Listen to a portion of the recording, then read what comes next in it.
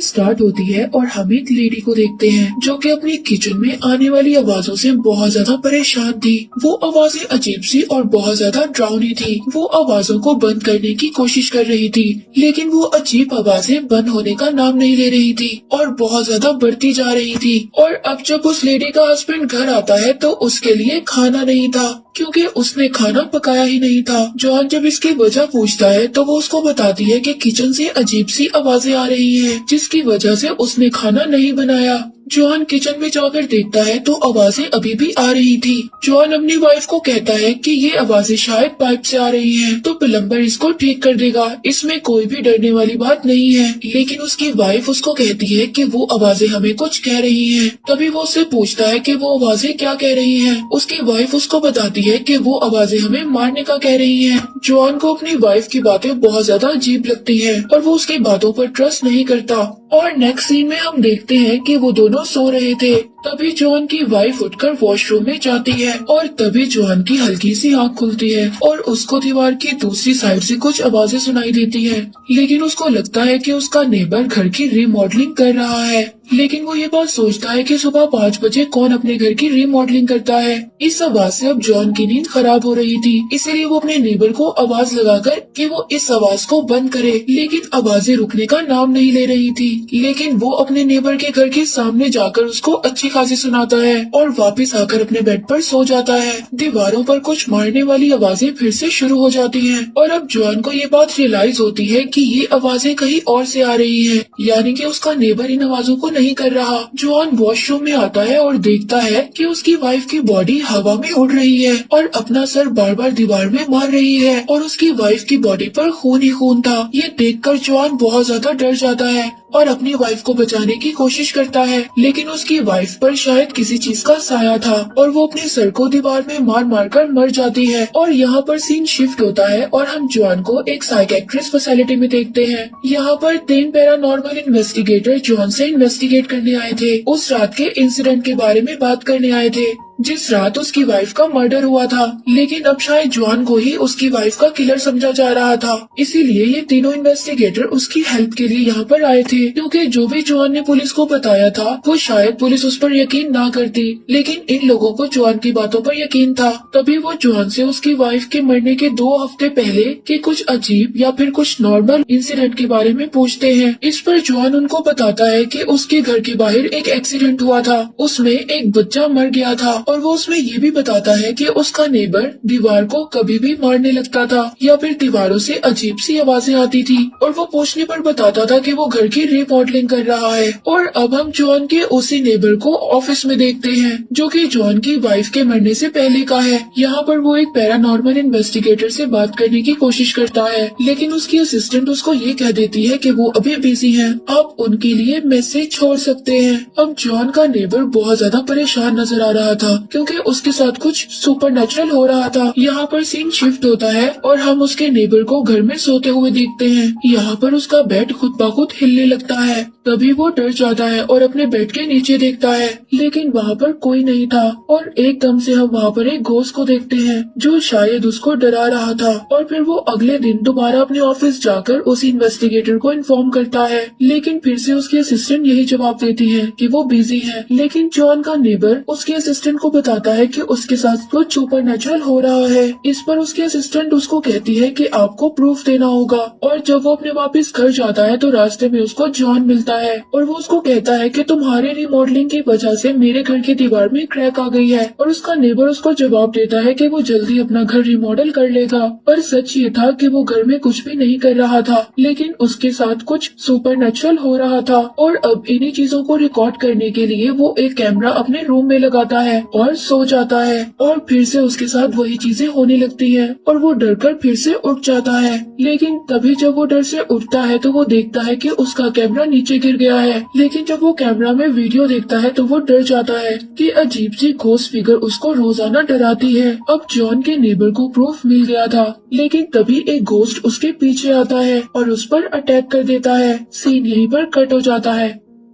इसके बाद next scene में हम एक बच्चे को देखते हैं। उसकी बॉल जॉन के नेबर के लॉन में आ गई थी। वो बच्चा यहाँ पर आता है और अपनी बॉल उठाकर पानी पीने लगता है। तभी कुछ आवाजें उस बच्चे को डराती हैं और वो अपने कदम पीछे लेता है। तभी अचानक से एक बस आकर उस बच्चे को टक्कर मार देती है। तभी जॉन को बहुत ज्यादा शोर की आवाज आती है और वो बाहर आकर देखता है कि उसकी नेबर अलिशिया का बेटा मर चुका है और रोड पर बहुत ज्यादा ब्लड था, जिसको साफ करवाया जाता है और उस बच्चे को सिमेट्री में दफनाया जाता है। इसके बाद हम उसी साइकियाट्रिस्ट को देखते हैं जो कि जॉन से कुछ इन्वेस्टिगेशन कर रहा था और इसके पास एक पुराने फ्रेंड का फोन आया था और वो उसको अपने पास बुलाता है, जिसकी वजह से उसको आधी रात को ही उसके पास जाना पड़ता है और वो अपने पुलिस फ्रेंड के पास आता है और वो उसको ये दिखाता है कि अलिशिया का बेटा जो कि मर चुका था, उसकी डेड बॉडी चेयर पर सामने बैठी थी। उसका फ्रेंड उस साइकियाट्रिस्ट को बताता है कि ये यहाँ पर कैसे आई, इसका कुछ पता नहीं, लेकिन ये डेड बॉडी हिल रही थी, ये कैसे पॉसिबल है। और वो अपने पुलिस फ्रेंड को बताता है कि शायद ये कुछ सुपर नेचुरल है, लेकिन उसके पास कोई एविडेंस नहीं था, इसीलिए वो उसकी बातों पर यकीन नहीं करता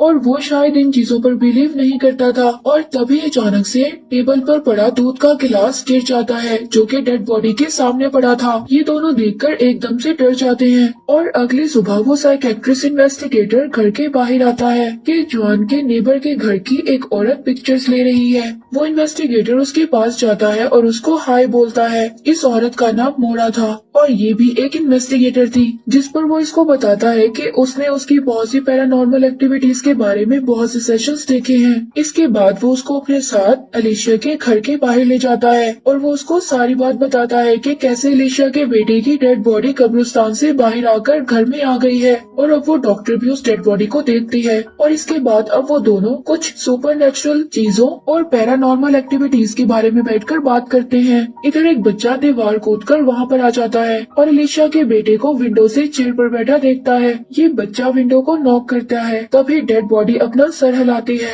और ये बच्चा ये सब देखकर बुरी तरह से डर जाता है और एक जोरदार चीख मारकर वहाँ से भाग जाता है। तभी उसकी चीख सुनकर दोनों इन्वेस्टिगेटर यहाँ पर आ जाते हैं और वो देखते हैं कि डोर खुला था और एक बैग भी पड़ा था जो कि उसी बच्चे का था। और अब वो इन्वेस्टिगेटर उस डेड बॉडी को एक कपड़े में लपेटकर फ्रीजर में रख देता है। कुछ देर बाद उसका पुलिस फ्रेंड आता है। वो इस डेड बॉडी को लेने आया था ताकि इस डेड बॉडी को दोबारा दफना सके, लेकिन तभी अचानक से ये फ्रीजर बहुत जोर से हिलता है और बहुत ही अजीब सी आवाजें आती हैं। तभी ये सभी लोग इस डेड बॉडी को फ्रीजर समेत ही दफनाने की बात करते हैं और यहाँ पर सीन कट होता है और दोबारा सीन शिफ्ट होता है जॉन के पास, जो कि साइकियाट्रिस्ट फैसिलिटी में बैठा है और उसके सामने वही तीनों इन्वेस्टिगेटर हैं। और वो जॉन को एक पेपर देते, उस पेपर पर जॉन के सिग्नेचर चाहिए थे, जो कि इस बात का अप्रूवल था कि वो उसके घर को इन्वेस्टिगेट कर सके, क्योंकि जिस एरिया में ये हॉन्टेड चीजें हो रही थी उसके ऑनर से इन लोगों ने अप्रूवल ले लिया था। और अब जॉन का भी अप्रूवल ले लेते हैं और अपना सामान लेकर उसी एरिया में पहुंच जाते हैं। और अब वो लेडी इन्वेस्टिगेटर जॉन के घर इन्वेस्टिगेट करने आती है और बाकी दो इन्वेस्टिगेटर जॉन के नेबर के घर जाते हैं और चौथा इन्वेस्टिगेटर उस बच्चे के घर आता है जो कि बस एक्सीडेंट में मर गया था। और यहाँ पर वो लोग इन्वेस्टिगेट करना स्टार्ट करते हैं। तभी वो किचन में जाते हैं और देखते हैं कि स्पून और फोर्क चिपका हुआ था और वो इन सबको हिलाता है। तभी एक नाइफ उस इन्वेस्टिगेटर के हाथ पर लग जाती है। तभी उस इन्वेस्टिगेटर का ध्यान जाता है तो वो देखता है कि शायद कोई अलमारी के ऊपर से उसके ब्लड को पी रहा है, लेकिन जब वो उस अलमारी को खोलते हैं तो वहाँ पर कुछ भी नहीं था।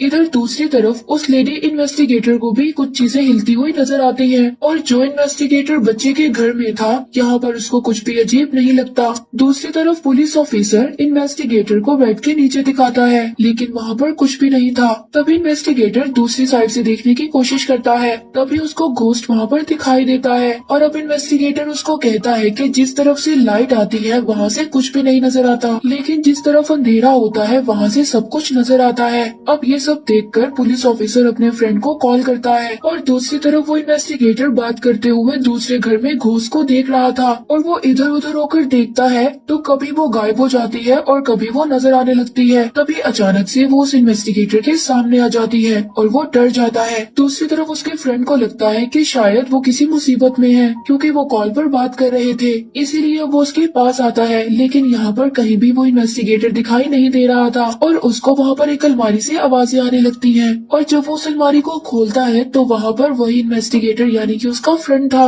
लेकिन शायद अब वो पोजेस्ड हो चुका था, वो किसी चीज के कंट्रोल में आ गया था। और अब वो पुलिस ऑफिसर लेडी इन्वेस्टिगेटर के पास आता है और उसको उनके साथी के बारे में सब कुछ बताता है, पर वो ज्यादा ध्यान नहीं देती। वो वहाँ पर जॉन के घर की दीवार को इन्वेस्टिगेट कर रही थी जिसमें बहुत ज्यादा क्रैक्स आ गए थे, और वो पुलिस ऑफिसर को बताती है कि ये चीजें कुछ अलग डायमेंशन से आती हैं और ये वाटर के थ्रू माइक्रोस्कोपिक के जरिए फैलती है, और इंसानों में भी पानी होता है, इसीलिए वो घोस्ट फिगर फैल रही है। और अगर इसी तरह चलता रहा तो ये पूरा एरिया हॉन्टेड हो जाएगा। और वो ये सब लेडी इन्वेस्टिगेटर बोल ही रही थी, तभी उस क्रैक में से एक हाथ आता है और उसके गर्दन को पकड़कर तोड़ देता है। ये सब देखकर उस पुलिस ऑफिसर को अटैक आ जाता है और वो जमीन पर ही गिर जाता है। कुछ देर बाद वो उठता है और खिसकता हुआ किचन में चला जाता है, और यहाँ पर एलिशिया आती है जो कि उस बच्चे की माँ थी। उसको देखता है और उसको हॉस्पिटल ले जाने के लिए कहता है, और वो उसको कार में बैठने के लिए कहती है, लेकिन वो देखता है कि उसका बेटा भी कार में बैठा हुआ था जो कि मर चुका था। और अब वो उसकी कार से निकलकर भागकर अपनी कार में बैठ जाता है। तभी उस लेडी इन्वेस्टिगेटर की लाश उसके पास आती है और उसको कहती है कि अभी भी वक्त है, वो सबको बचा सकता है।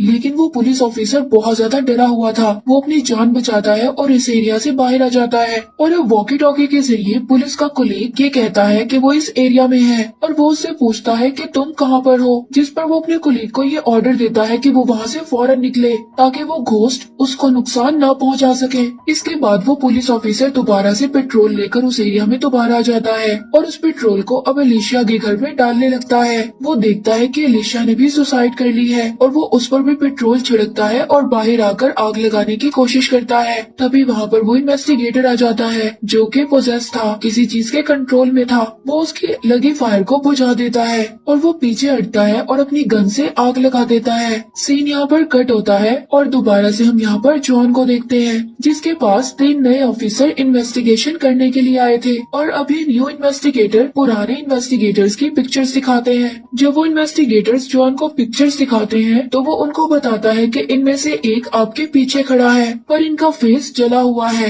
ये तीनों पीछे देखते हैं लेकिन पीछे कोई भी नहीं था, लेकिन तभी से एक चेयर हिलती है और अचानक से कैमरा के ऊपर आ जाती है और मूवी यहीं पर एंड हो जाती है।